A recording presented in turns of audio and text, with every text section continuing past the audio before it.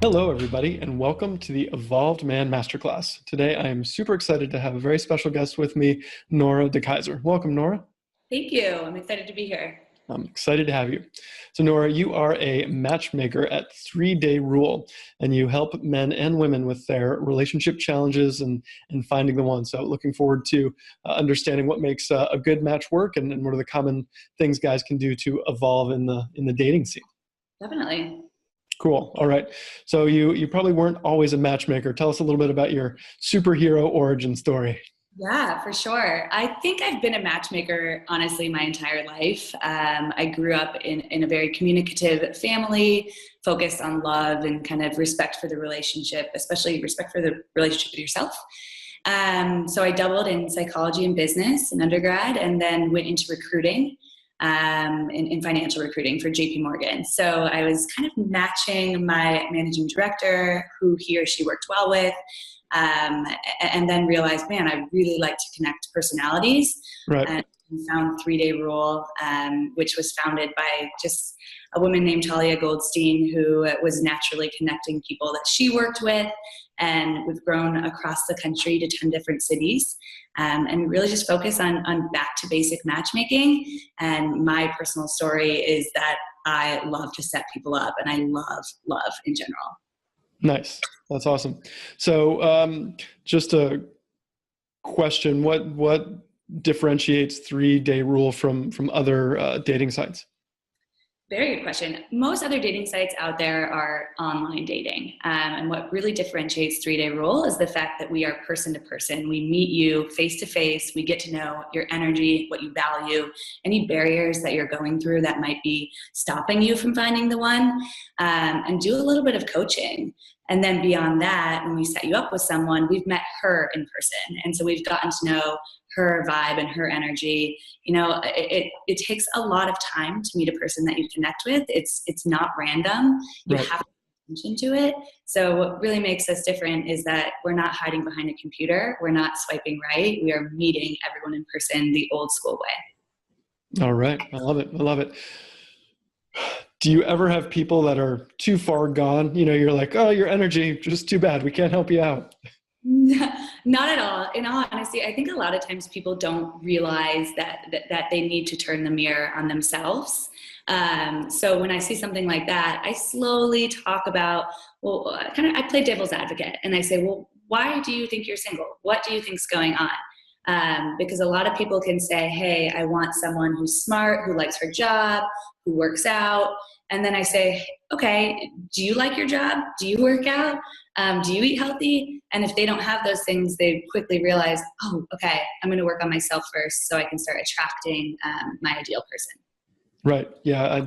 And I think underscoring that I guess the lesson there is you attract somebody that's on that same wavelength as you are. So you can't get that person who's already way advanced than you or lower than you. And it's like by like vibration. 100%. Being a matchmaker, I hear every single day from women what they find attractive in a man. And the number one thing I hear is that they're looking for someone who's confident, someone who is humbly confident. So not putting a facade up of being cool and successful, but really kind of deep down, they like themselves. And that shows in vibrations. So let's dig into that confidence question a little bit, because I think that's central to masculinity. If a guy is in his confidence or not. So what's the difference when you're talking to a guy that has that confidence versus not? I think a lot of it is the energy of positivity or negativity, and it comes out in different ways. No one's going to sit down and say, hey, I'm not confident, or at least not many people will say that, but they'll complain. They'll see the negative sides of things. They'll kind of be self-deprecating, and that's unattractive for a man or a woman. No one wants to take care of someone. They want someone who can take care of themselves and kind of fight the battles of life with. So that is kind of the number one thing I see, and the number one sign of, oh, they are lacking a little bit of confidence. All right. And do you have success when you're matchmaking, helping people flip that script? Because I imagine there's a lot that goes into building somebody's confidence, and that seems like a pretty big task when you're talking about I want to make a match, right? Yeah, for sure. It's definitely not just snap your fingers, now I'm confident. I definitely coach and go kind of deep into, well, where did that start? So I was working with a guy last night. I was wing womaning with him at an event at a party. And he said several times, he's like, yeah, but the things that girls say to me, I don't even want to date anymore. And I said, well, what do they say? And he said, I don't even want to say it. And I said, come on, you have to tell me. And he said, some of them tell me they just don't find me attractive. Okay, well, where did that start? When is the first time that happened? No, not last week, not 2 weeks ago. Tell me the first time you felt like you weren't attractive in a woman's eye. We went back to that story. We figured out where it was, from, and honestly, when he was like 16 in high school. And we kind of just turned that around and said, that wasn't your problem. That has nothing to do with you.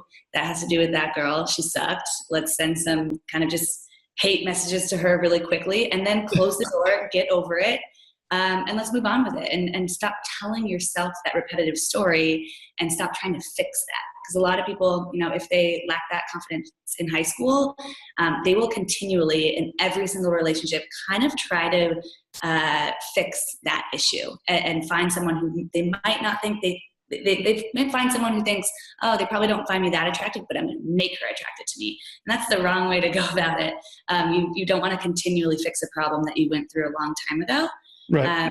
So I really try to focus on, when is the first time, whatever you're insecure happened, let's kind of get that energy out of you, and then close that door, drop the key, and let's go forward. Okay. I want to go back in time a little bit for me. So I've done some, I'm married now, have done, 10 plus years of personal growth work. For a while, I was a hot mess. And I feel bad for some of the women I dated, because I didn't know how to express my emotions properly, and I didn't know how to treat a woman properly. And frankly, I was using women as well as alcohol and drugs to feel better about myself. And I'm just wondering, like, when you meet somebody like that, there's probably like a difference for someone who's looking for a serious relationship versus someone who's just looking to, have some fun, even if it's just, them trying to, numb the pain or feel better about themselves.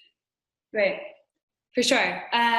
With that, I think that's kind of exactly what I was getting at with going back to where it first started. I was working with a man, he's very successful. He works for one of the companies that we all love. And he mentioned, kind of similar to you, where he was a bad boyfriend in the past, because he was really looking at, he wanted to find the hottest girl he could get. And he realized now, after doing a lot of personal growth and development, that he wanted the hottest girl because that helped his confidence. That made him feel more cool to walk into a room and be like, yeah, my girl is the hottest. So we dived in and we said, well, where do you think that came from? And he had a story of his mother, his father was out of the picture before he can remember, and his mother was circling through bad relationship after bad relationship. And he was kind of trying to fix that and build up his own confidence for, I never want to get stuck in a bad relationship, so I'm going to have the best person, the most unattainable, no emotional relationship with this woman, but just like the hottest girl I can get. And we worked through that, and we realized, okay, that's not what's going to be fulfilling for him. He wants something deep, and he wants a partnership and a love, and of course you want to be attracted to her too, but you've got to have the whole picture to do that. Nice. What other elements are there in the matchmaking process? So when you sign up, there's a free route. So anyone can sign up. It takes 2 minutes to make a profile. You meet with your matchmaker in your respective city.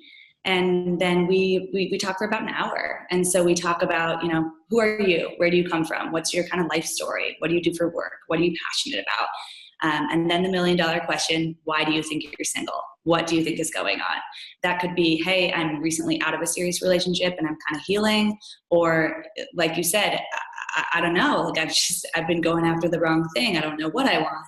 I think a lot of men go through that stage where they don't know what they want in their own personal life. So their relationships are kind of the same way.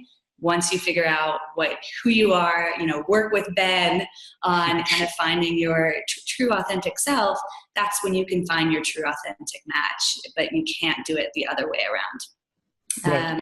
Then beyond that, we talk about what's your ideal match. So it's good to be picky. It's good to be intentional. You can't flippantly date, or else you will continually be going after the wrong girl. So you should know, do I want someone with a certain religion or a certain socioeconomic understanding? Do I care what she does at all? Do I care if she's outgoing or introverted or bubbly or a little bit more alpha? So define those things, and then we talk about where we can find them. All right. And you mentioned alpha. How do you see that masculine and feminine energy playing out? I've talked to some other relationship experts in the summit, and I remember one saying that women are dying to kind of get in touch with their femininity if men play that masculine role, and that seems to be a pattern that she sees. I don't know if that resonates with you and the people you work with. Completely. I think it's tough. The number one thing that men are looking for in a relationship, whether they realize it or not, is to feel like they're needed in some way. So if you're sitting across a table from kind of an alpha female, a girl boss, and she says, well, I'm successful, I pay for my own apartment, I don't need a guy, men are going to feel pretty insecure by that. They want someone smart, and they're never against someone who's a successful woman. But if the woman makes him feel like, well, she doesn't need me for anything, the guy's going to feel like, well, she could have any guy.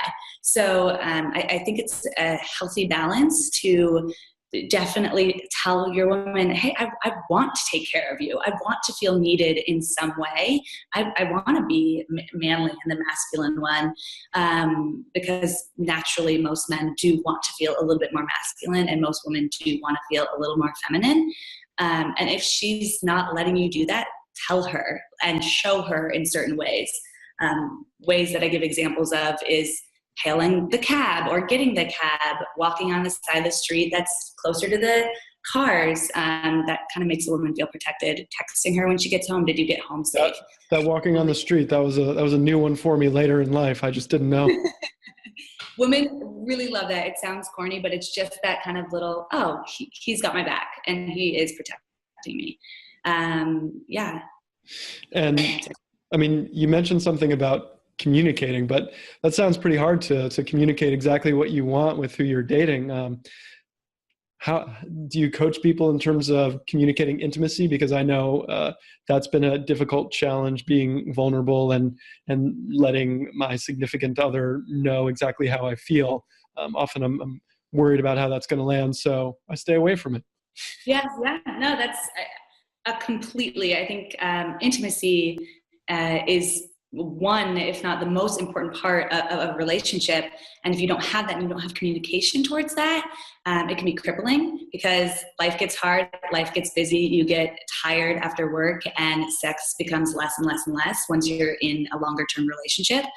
And a lot of people can think, man, it's kind of a buzzkill to say, let's have sex tonight.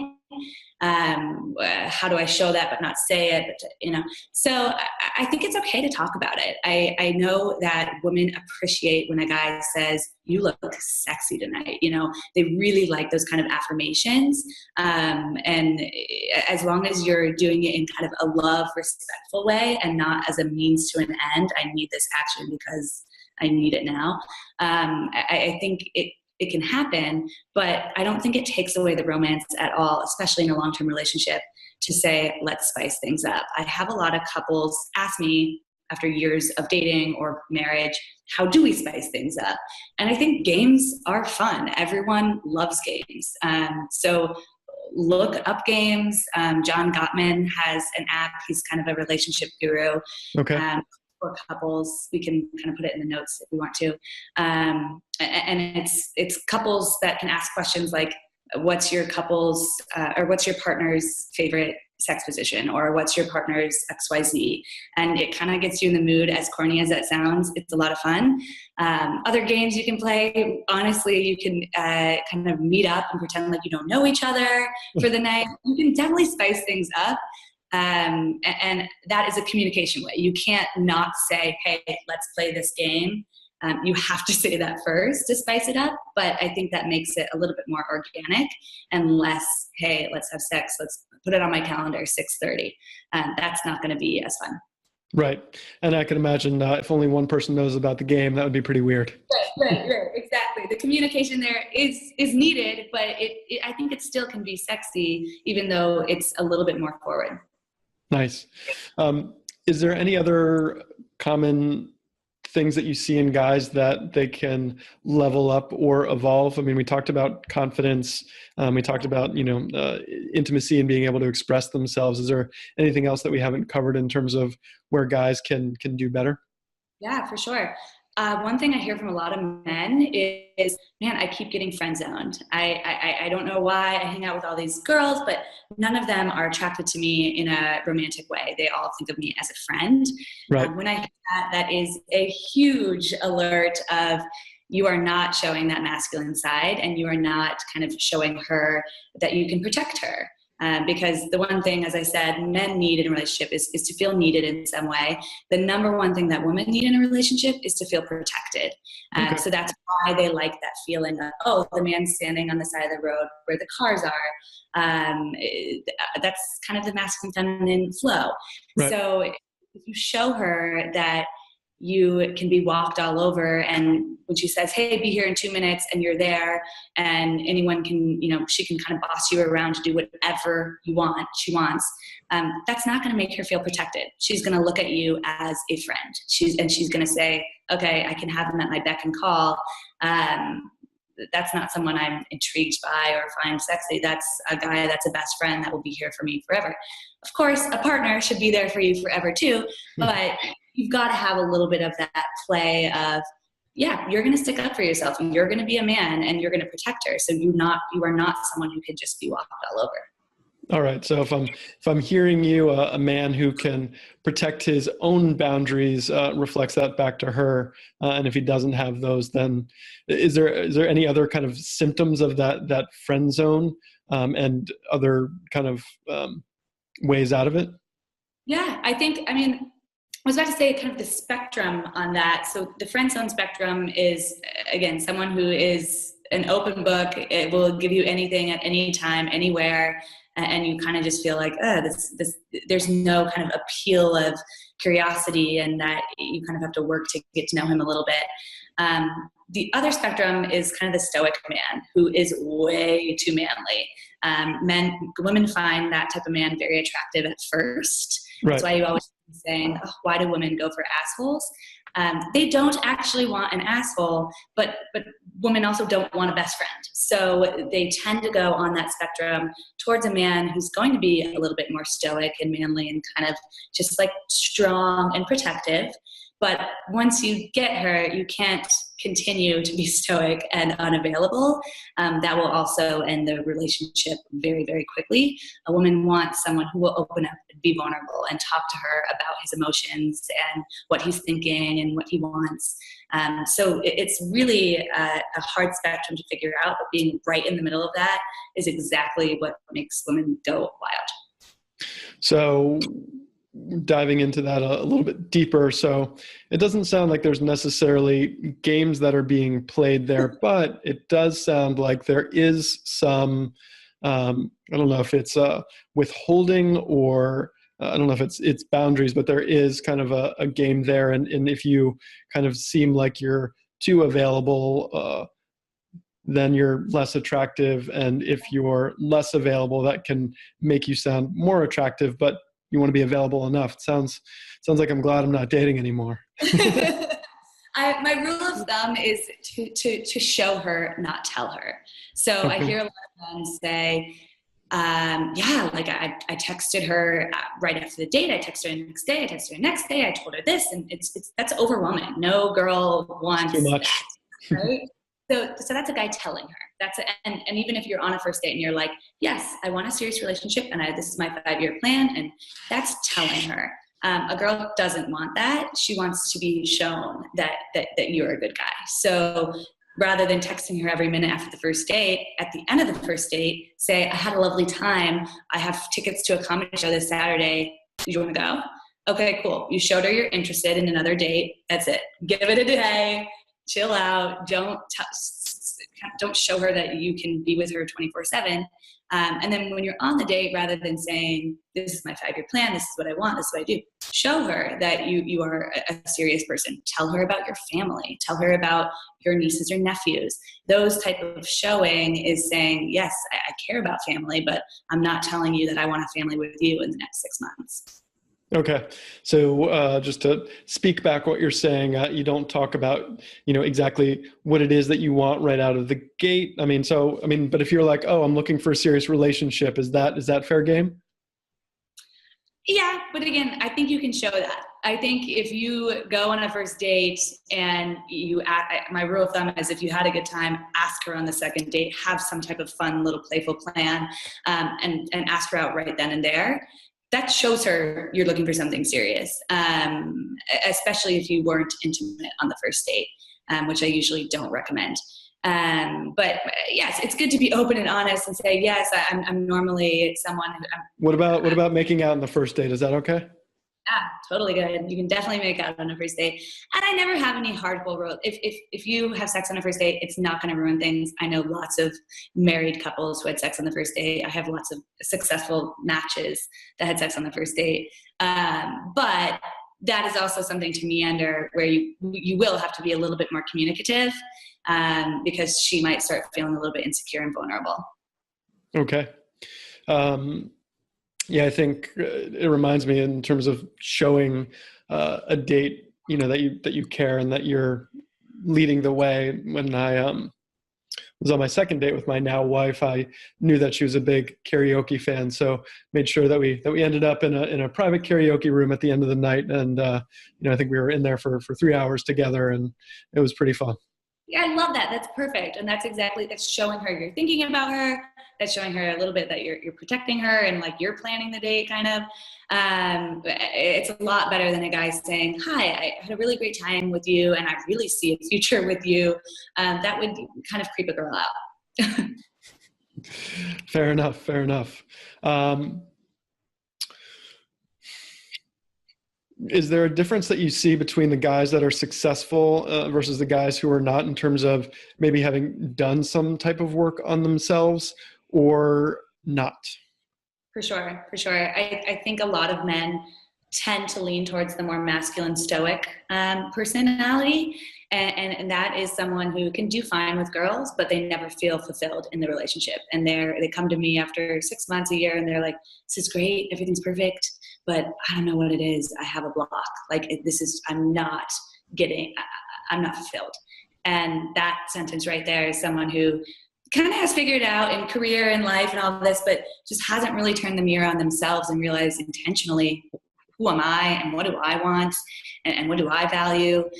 Because that girl may or may not be, but you will never know if she is if you don't know it for yourself. So I think especially for men, and I work with mostly men, that it's really important to learn that, because society teaches men that they don't need to do that women are all touchy-feely and introspective, but men have it figured out since day one.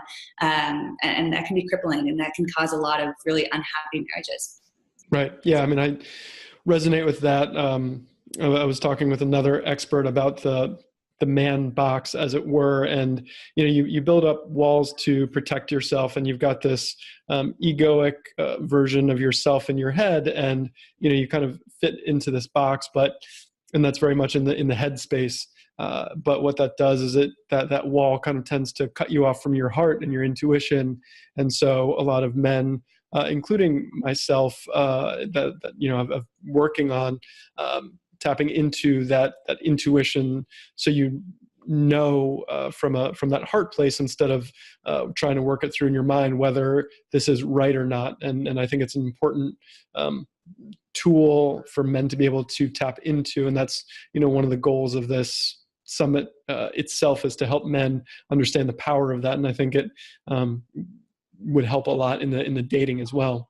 For sure. I mean, you hit it right on the head, and that can go into every facet of a relationship and of dating, even what we talked about with sex and communication with sex. If you have that box analogy and the man's just thinking in the head about sex and not in the heart, that's where the communication discrepancy can be really difficult between a man and a woman, because a woman naturally is very connected, mind, body, soul, heart, especially with intimacy. And a man oftentimes is really just thinking, I'm horny, I want to have sex. That's really a head thing. But once you kind of connect the two and you realize they're very fluid and it's a really beautiful thing, especially with intimacy, that's when that woman is going to feel a lot more connected with you and want to have more sex with you and be more intimate with you. And enjoy it more. Yes, exactly. Awesome. Is there anything else that we haven't covered that men can help to evolve themselves in the dating scene? I really think I think working on yourself, turning that mirror back on yourself before you go out there and say, I need a checklist. I need her to look like this, act like this, be like this. Turn it back around and say, do I look like this, act like this? Am I like this? Because you will truly attract the type of woman you want. And if you come out there with insecurities, with negativity, with self-deprecation, you're going to find a girl who's somehow going to feed onto that, versus if you come out of there with confidence and pride and kind of just kind of love for yourself, you're going to find a really cool girl who loves herself too. Awesome. Cool. Do you have an offer for the folks watching today? Yes, for sure. I would love to meet with you in person if you live in Los Angeles, and we can kind of put you in the 3-Day Rule database to get matched up. If you don't live in Los Angeles, you can sign up for 3-Day Rule at www.3dayrule.com and meet with a matchmaker in any of our other 10 cities across the nation. That is completely free. It's an hour-long meeting. So let us know and email me at Norah at 3-Day Rule if you have any personal questions or kind of just want to do it a little bit more privately. All right. Awesome. Well, appreciate the wisdom that you've shared with us today. And, I imagine for some of the guys out there, the looking in the mirror thing is kind of uncomfortable, but I think that's part of the point. And definitely think about your vibration in regards to other people's vibration to get that vibration that you want. I will say, when a man says he's looked in the mirror and he's done the work, that is one of the biggest turn-ons for women to hear. So definitely, if you're doing it, share it and talk about it, because women really appreciate being able to talk to someone. They really, really like communication, as a lot of you probably know. All right. Just tell them you're an evolved man. Exactly. All right. Great. Well, thanks so much. It was great connecting with you and look forward to connecting soon.